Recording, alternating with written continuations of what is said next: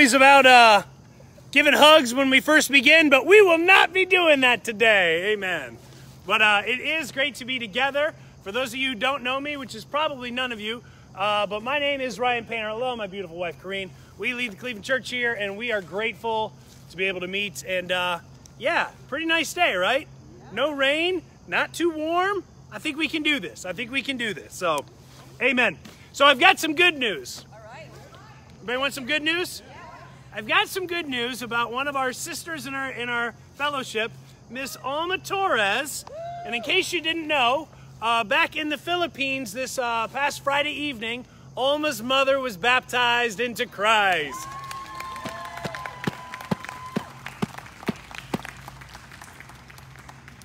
That's pretty exciting. Good stuff, Alma. That's really, really awesome. Yeah, so congratulations, Alma. I know that's very, very exciting.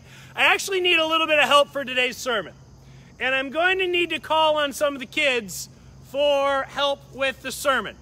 Now, kids, you won't need to come up here necessarily. I might have to come up later. But my lovely wife is going to come around. And if you are interested in helping with my sermon, you can do it, Aiden. Can you help me with my sermon, Aiden? Okay, good. Yeah. He's like, yeah, I'm in. So my wife will be coming around, and she's going to be handing out, it's really not that hard, a coloring page with some crayons or colored pencils or something like that. Can you guys help me with that, kids? No, you're still kids. You guys can still help. So that's going to be going on. That's going to take part of the sermon a little bit, but I need to give them a head start. You got about maybe 15 minutes, and then I'm going to need you. Amen? But we're going to turn our Bibles over to Matthew chapter 13. And we are going to continue our Beneath the Surface sermon series here. And we are in the parables, and I got to tell you, I've got the parables are hard for me. They're hard for me because I don't necessarily know what I'm supposed to be looking for in the parables. For the longest time, I was taught that parables are a very simple message. They're a simple message, and don't think too long and hard about them. In other words, don't overdo it. Don't make every detail into something else. Like, you're going to misread the scripture if you do that. There's a real simple message in there, and there you go. And, lately, I've had that view challenged quite a bit. And I've started to think, well, maybe that's not the way to go about looking at the parables. I've asked the questions, are the parables supposed to be easy to interpret and understand, or are they complex? Are the parables supposed to have just one fixed meaning? Is that the point that Jesus wanted it? Just one fixed meaning?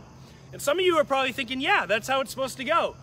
I don't know. Or can these parables work on a few different levels? You know what I mean? Like, you look from this side, you look from this side. How are we supposed to do this? Is Jesus just speaking on surface level? I've always thought, oh, he's using agriculture thing. He uses a lot of agriculture in Matthew 13 for his parables. Oh, and the reason he did that is so he could relate to people thousands of years later. I've always kind of thought that, like, that was very nice of you, Jesus. Well, now I'm starting to think, well, wait a second, maybe some of the things that he's saying are actually not pointing to the future, but actually pointing to the past. And is he trying to mix in other Old Testament passages? Like, are these supposed to be easy? Or are they supposed to be complex? And while I can't say for certain I know the answer, I'm leaning a lot more to the idea that these parables are not supposed to be easy to interpret, and in fact they are very complex.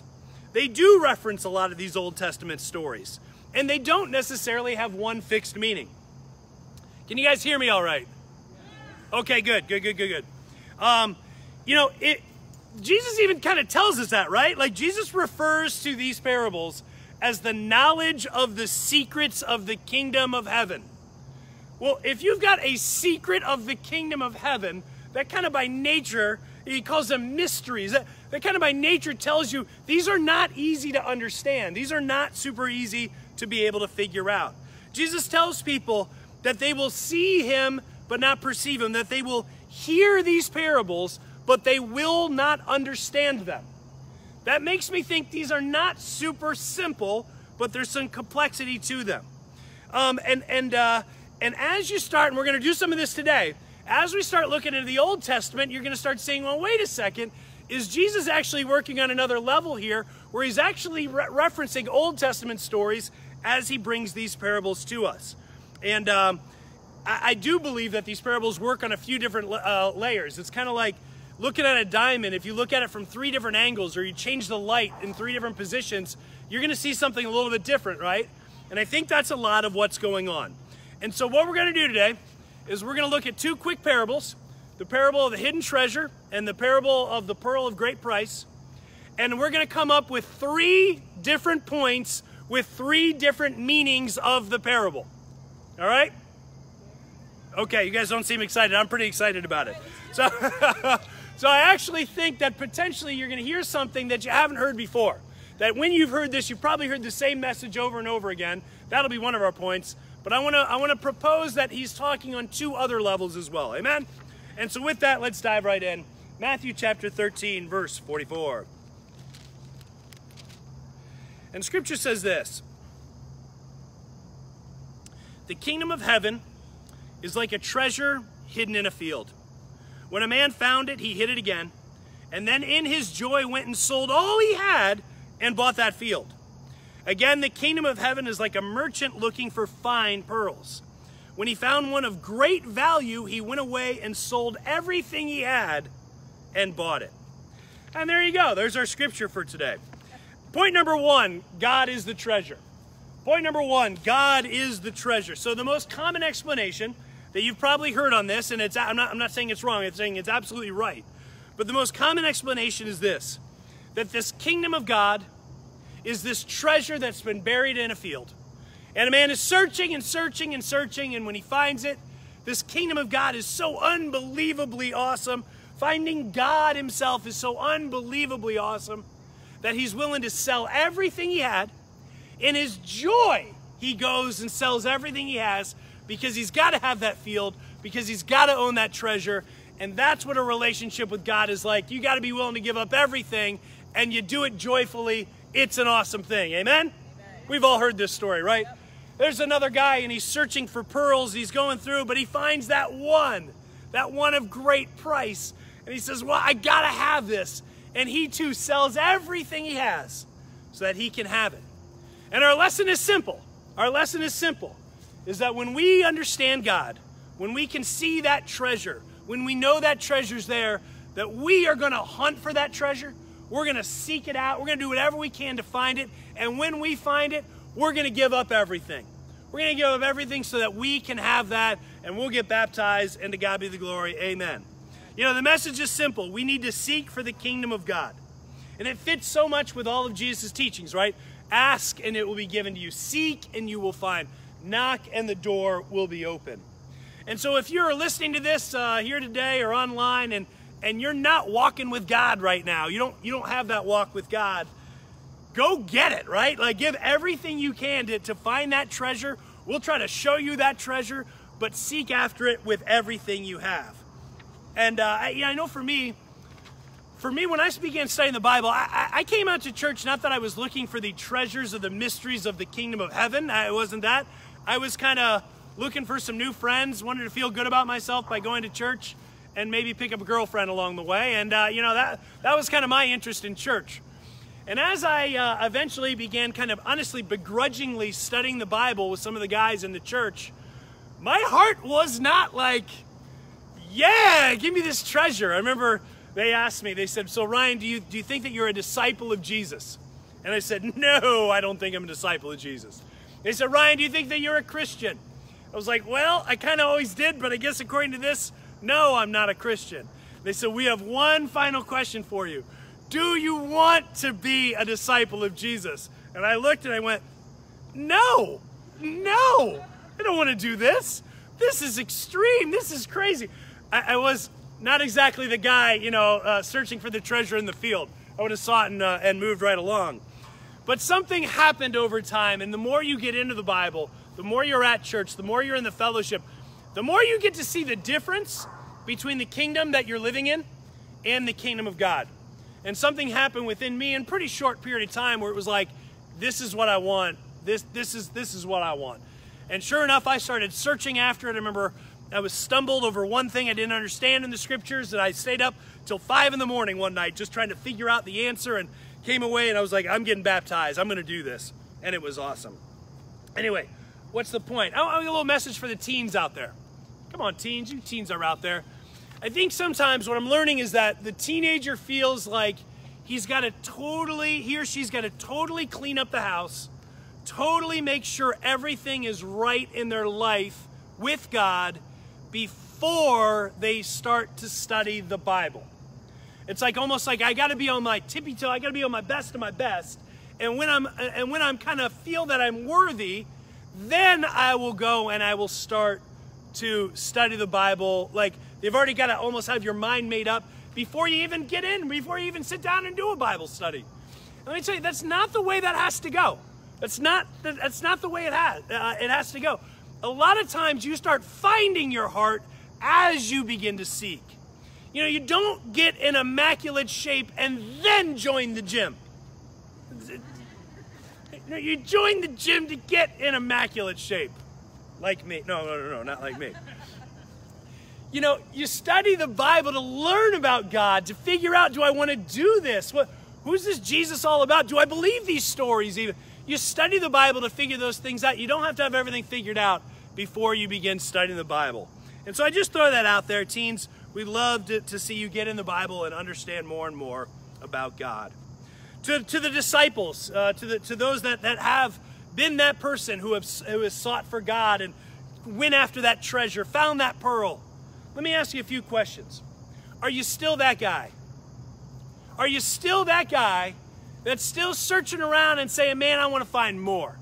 Man, I want to find in a good way, in a positive way. Or have you just found your treasure and said, I'm good now, I'm just going to kind of kick back and take it easy? Are you still seeking after God? Are you still seeking after His kingdom? Are you still willing to sell everything? And are you willing to do it joyfully? Or have you changed since your baptism? Have you changed since, 20 years ago, whenever it was, and you don't have that heart anymore? Guys, we got to go after the kingdom of God like a man goes after a treasure in a field and give everything that we have. Amen? That's point number one. Point number two, wisdom is the treasure. Wisdom is the treasure. Okay, so I owe you guys an apology. I told you I was going to do a little bonus video. My week got away from me. My dog went rabid. There's all kinds of crazy stuff. He's better now. It was a wild week and not a lot of sleep. And anyway, so I didn't quite get to it. I was almost ready to put it up yesterday, but it didn't happen. But I'm going to do like a little bonus episode to explain a form of Jewish interpretation. I'll just take a second. It's called Pardes, and it's interesting. It's the way that rabbis would teach and the way that Jews would understand the scripture. And it's kind of like this, though. Let me give you just the super quick general overview. Kids, get ready. I almost need you for your pictures. It's basically, the idea is that in any time that you're looking at scripture, what you see is what you get. That's the P level. That's the Peshat level. But there's other ways to look at it. And there's this thing called a remez, and a remez means hint. And that means that when Jesus is saying something, he's actually hinting towards something else. And oftentimes what he's hinting towards, he uses some key words that can be found in the Old Testament, and you find those in the Old Testament, and it brings the story to light. Kids, bring down your coloring pages. Let me show you something. I might need to collect. Oh, go collect them then. Some of the children might feel less secure about it. No worries, no worries.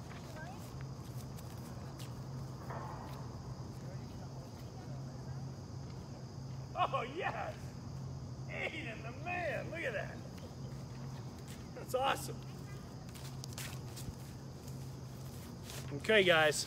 Well, as they're coming up, so what we have here is we have a picture. I'll show it to our people online. We have this wonderful blank picture.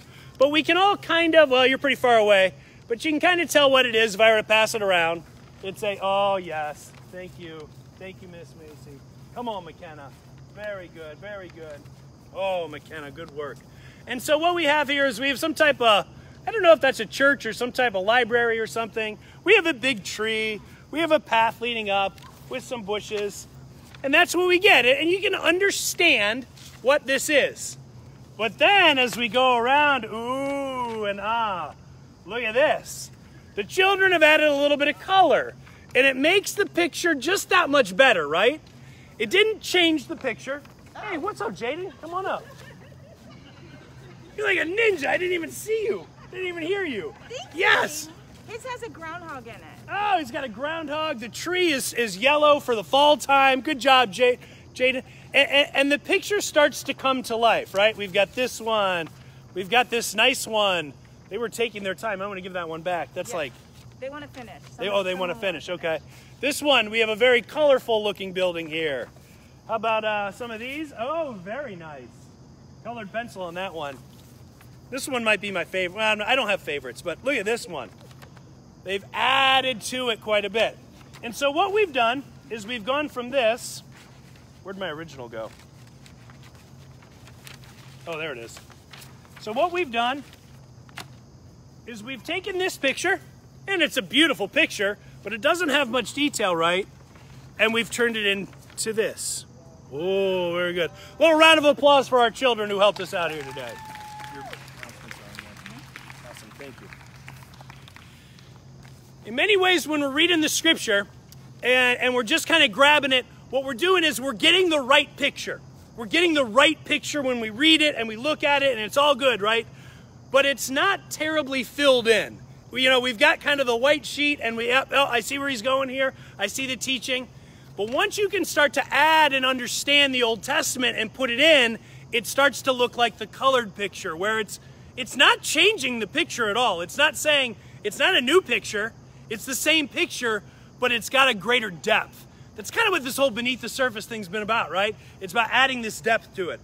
And so with that in mind, let's talk about this. Again, point number 2, wisdom is the treasure. And what if I were to tell you that there's a story in the Old Testament where a young man is encouraged to go seek wisdom like it's a hidden treasure? Let's go to Proverbs chapter 2.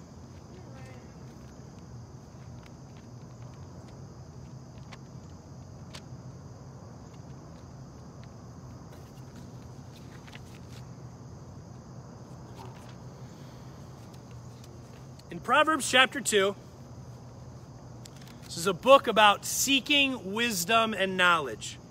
And the scripture says this, "My son, if you accept my words and store up my commands within you, turning your ear to wisdom, applying your heart to understanding." We hear those words throughout these parables, right? Ears and heart, understanding. "Indeed, if you call out for insight and cry aloud for understanding, and if you look for it as for silver and search for it as for hidden treasure, then you will understand the fear of the Lord and find the knowledge of God."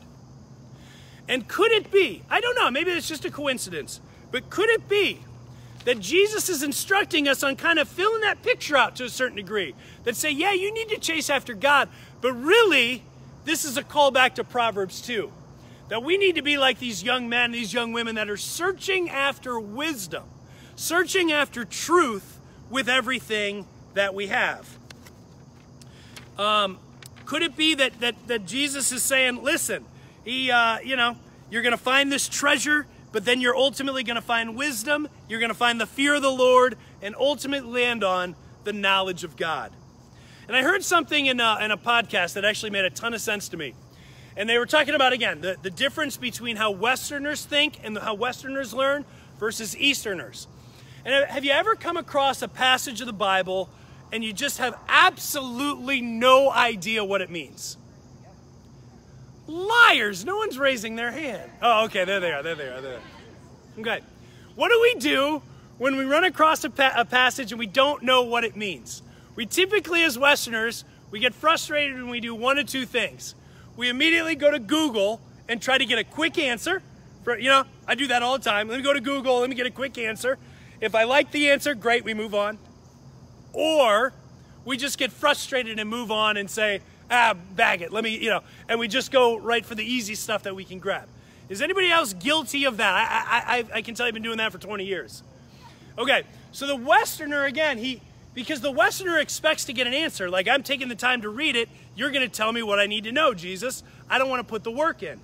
The Easterner, there's a little saying or phrase for the Easterner of what happens to him when he runs across Scripture and he doesn't understand it. And it says the Easterner dances in the streets when he doesn't understand the Scripture. He dances in the streets. And why is he dancing? Why is he happy? Because he gets to go on a journey. He gets to go on a journey and he knows there is truth here. I do not understand it yet, but I get to go on an exploration to find it. Maybe it'll take me a day, a week, maybe it'll take years, but God is going to show it to me. And boy, that day is going to be awesome when I get to understand what the Scripture means. What a difference in heart, right? And so perhaps what Jesus is saying here, and again, on multiple levels, point number 2 is not, at the expense of point number 1. It all works together. But perhaps what Jesus is pointing to here is saying, listen, you guys need to go after wisdom. And when the very next parable is about a man searching for what? Fine pearls. Pearls was often what a pearl represented. A pearl, absolutely, it represented wisdom. Jesus said, you don't throw your pearls to pigs. And there was this time, you'll notice when Jesus will take 2 Old Testament passages and he'll put them together and make them one.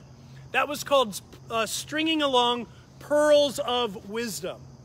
And so here we have this treasure, Proverbs 2, we need to seek after treasure to find the wisdom and the knowledge of God. And we have these pearls, which are the wisdom of God. And so point number 2, guys, we got to be going out and seeking more wisdom from the Scriptures and a better understanding of God. Let me ask you some more questions. Are you actually looking to expand your understanding and knowledge of God? Or do you prefer a pre-packaged devotional that just shows up right on your phone? Ooh, I got some oohs on that one. Are you willing to go beneath the surface on your own time? And I'm not saying doing the studies that I'm doing, but are you looking to learn about other things? What sort of things are you trying to tackle? What sort of things are you wrestling through in the Scriptures trying to find answers for? Or have we settled for a 3rd grade education of the Scriptures? No offense to the 3rd graders, amen. But you know what I mean? Like, is that all we know about the story of God? And I would just really challenge you to dig deeper into your Bible and to go after stuff that might scare you a little bit, like Revelation and trying to understand that. And not just read one man's opinion, but really try to gather it up and figure out, well, what does this actually mean? I think we've got too many older Christians using 3rd grade curriculum. I think we need to advance our Bible study, amen?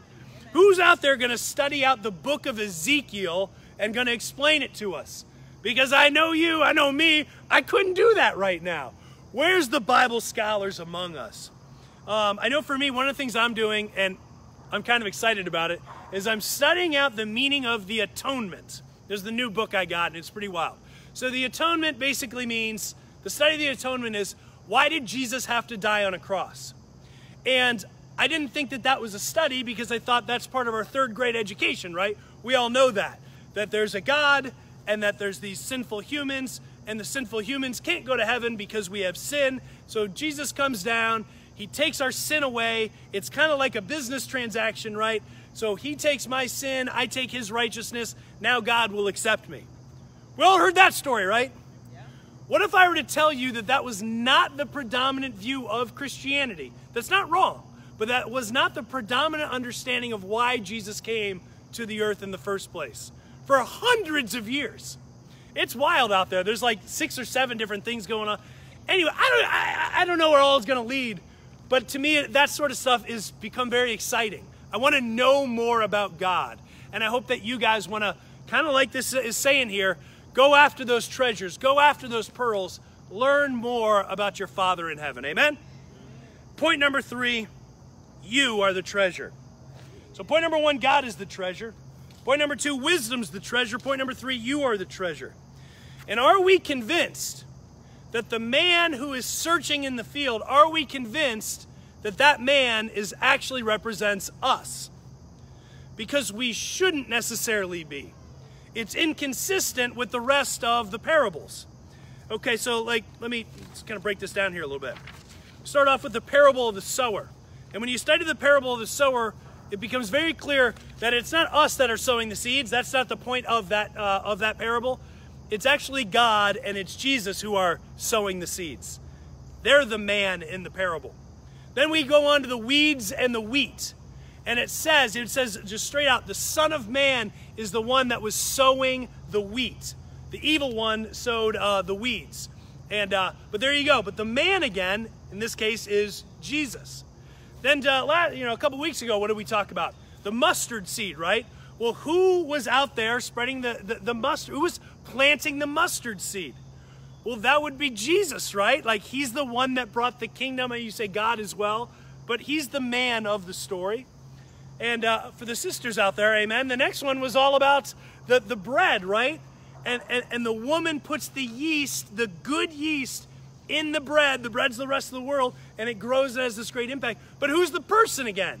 It's God again, right? It's Jesus again. But now we get to these two, and we flip it. And we say, no. The man is us. Well, maybe not. Maybe the man isn't us. Maybe the man still is God. And let's read it again, but let's read it thinking about that God is actually the man in the story. The kingdom of heaven is like a treasure hidden in a field. When God found it, he hid it again, and then in his joy went and sold all he had and bought that field. Again, the kingdom of heaven is like God looking for fine pearls. And when he found one of great value, he went away and sold everything he had, and he bought it. Kind of changes things, doesn't it? And then what does the treasure become? Well, naturally, the treasure then becomes us. And doesn't that actually fit much better with like Luke 15? Luke 15 is 3 more parables. It's about a shepherd who goes out and finds the lost sheep. God is the shepherd, willing to come and to find you. It's about a woman losing a lost coin, and this woman representing God coming to find the lost coin, which is you. And then a father who sees his son coming back, and he runs and he meets the son. Like, doesn't that fit? That it's actually God that is the one that's doing the searching? It fits wonderfully together. And I ran across this passage in Ezekiel chapter 16. I know, Ezekiel 16, right? We're digging real deep. And we'll close out with this. Ezekiel chapter 16. So I want you to be thinking about, again, there's kind of this idea of, is Jesus hinting towards something in the Old Testament? And if he is he hinting about Ezekiel chapter 16? And I want you to think about our story about a treasure that's hidden in a field. Hidden in a field. And let's read Ezekiel 16 together as we close out. The word of the Lord came to me. Son of man, confront Jerusalem with her detestable practices and say, this is what the sovereign Lord says to Jerusalem. Your ancestry and birth were in the land of the Canaanites. Your father was an Amorite and a mother a Hittite. On the day you were born, your cord was not cut, nor were you washed with water to make you clean, nor were you rubbed with salt or wrapped in cloths. No one looked on you with pity or had compassion enough to do any of these things for you. Rather, you were thrown out into the open field. For on the day you were born, you were despised. Then I passed by, and I saw you kicking about in your blood. And as you lay there in your blood, I said, you live. I made you grow like a plant of the field. You grew and developed and entered puberty. Your breasts had formed and your hair had grown, yet you were stark naked.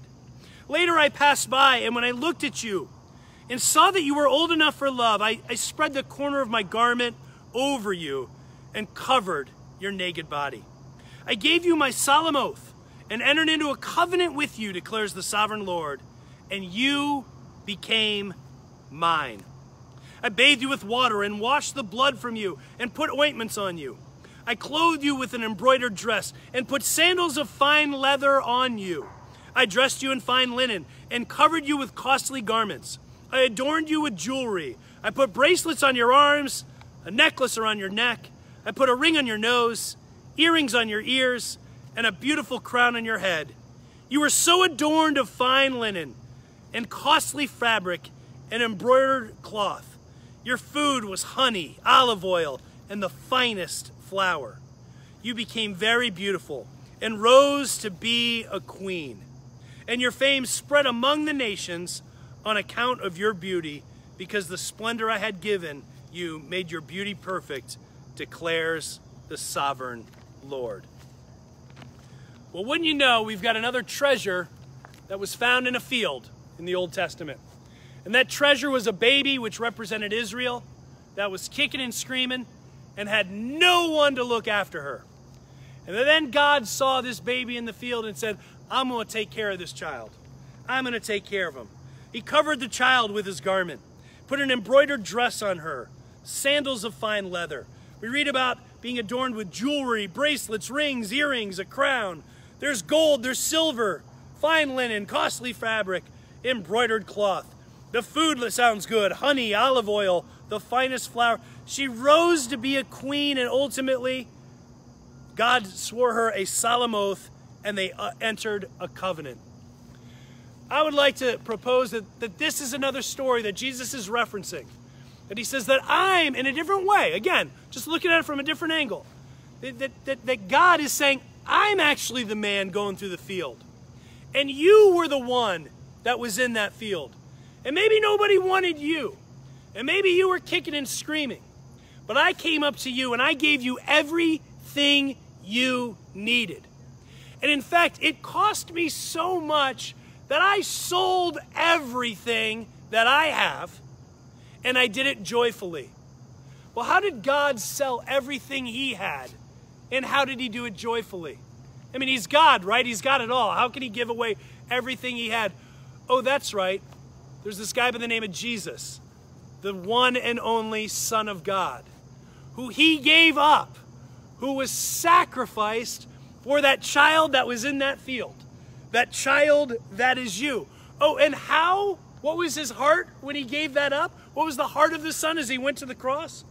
Hebrews chapter 12, verse 2. Because remember, the guy sells the treasure, right? And in his joy, he sells the treasure. Hebrews 12, verse 2. For the joy set before him, Jesus endured the cross, scorning its shame, and sat down at the right hand of the throne of God. Church, this is our God. This is the story of us. This is the story of you. This is the story of an amazing father who saw you in a field one day and said, man, and you were kicking and screaming, you know, up from down. You'd messed everything up, right? It's the story of me as well. And God didn't look down with judgment or anything like that. God said, you know what? I'm going to take care of this young woman, this young man. I'm going to make this so much so that I'm going to adorn them with a crown. This is going to be my queen, the bride of Christ. And so as we take our communion this morning, I just ask us just to think about God, think about that treasure, think about how you are that treasure, and how much God really, really loves you. Amen? I'm going to say a prayer, we'll have a song, and then we'll take our communion together. During the song, raise your hand if you don't have your communion cup, and Dale will come get it for you. Give it to you. Let's pray. Father, you're an awesome God. And God, I thank you for the scriptures, and I thank you for the fun it is to dig into the scriptures. I'm very grateful for that. God, I pray that that we can all feel that love from that story of Ezekiel. God, that's who we are. And you came and you loved us. You gave us your very best, and here we are today. We take this communion in honor of you. We love you. It's in Jesus' name I pray. Amen.